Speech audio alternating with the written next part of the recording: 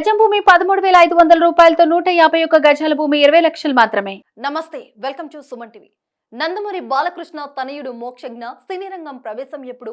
అదిగో వచ్చేస్తున్నాడు, ఇదిగో వచ్చేస్తున్నాడు అంటూ కొన్ని సంవత్సరాలుగా గంపెడు వార్తలు వచ్చాయి. కానీ మోక్షజ్ఞ ఎంట్రీ మాత్రం జరగలేదు. 5 ఏళ్లుగా నందమూరి మోక్షజ్ఞ ఎంట్రీ గురించి టాలీవుడ్ లో జోరుగా ఊహాగానాలు నడుస్తూనే ఉన్నాయి. మళ్ళీ మరొకసారి మోక్షజ్ఞ ఎంట్రీపై కొత్త టాక్ వినిపిస్తుంది. ఒక ప్రముఖ దర్శకుడు డైరెక్షన్ లో బాలయ్య వారసుడు ఎంట్రీ ఇవ్వనున్నట్లు తెలుస్తోంది.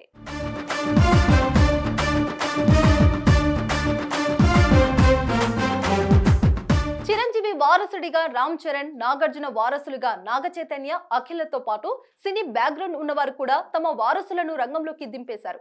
చిన్నప్పటి నుంచి వారసులను తీర్చిదిద్ది మంచి కటౌట్ కంటెంట్ తో ఎంట్రీ ప్లాన్ చేసుకున్నారు. మరి బాలకృష్ణ ఏకైక తనయుడు మోక్షజ్ఞ ఎంట్రీ మాత్రం మిస్టరీగానే ఉంది. మోక్షజ్ఞను హీరోగా చేయడానికి బాలకృష్ణ ఉత్సాహంగా ఉన్నప్పటికీ అతనికి నటన పట్ల పెద్దగా ఇంట్రెస్ట్ లేదని ప్రచారం జరిగింది. గతంలో మోక్షజ్ఞ లుక్ ను చూసి కూడా హీరోగా పనికిరాడనే విమర్శలు వచ్చాయి.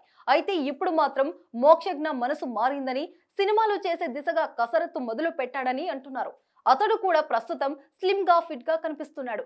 దీంతో మోక్షజ్ఞ ఎంట్రీ ఎప్పుడు, డైరెక్టర్ ఎవరు, కథ ఏంటి అని తెలుసుకునేందుకు అభిమానులు ఆసక్తి కనబరుస్తున్నారు. క్రిష్ దర్శకత్వంలో మోక్షజ్ఞను పరిచయం చేయనున్నట్టుగా తెలుస్తుంది. దాదాపు ఇది ఆదిత్య 369 కి సీక్వెల్ కావచ్చని అంటున్నారు.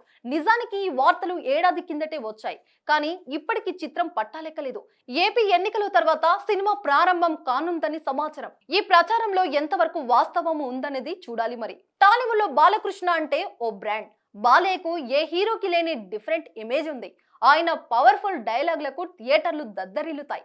అలాంటి బాలకృష్ణ కుమారుడు అంటే అభిమానులకు బోలెడు అంచనాలున్నాయి. ఏదో ఆషమాషి సినిమా తీస్తే అసలుకే ఎసరు వస్తుంది. దీంతో కొడుకు సినిమాపై బాలయ్య ఆచితూచి అడుగులు వేస్తున్నారని, అందుకే ఆలస్యం అవుతుందని సినీ వర్గాల్లో టాక్ వినిపిస్తుంది.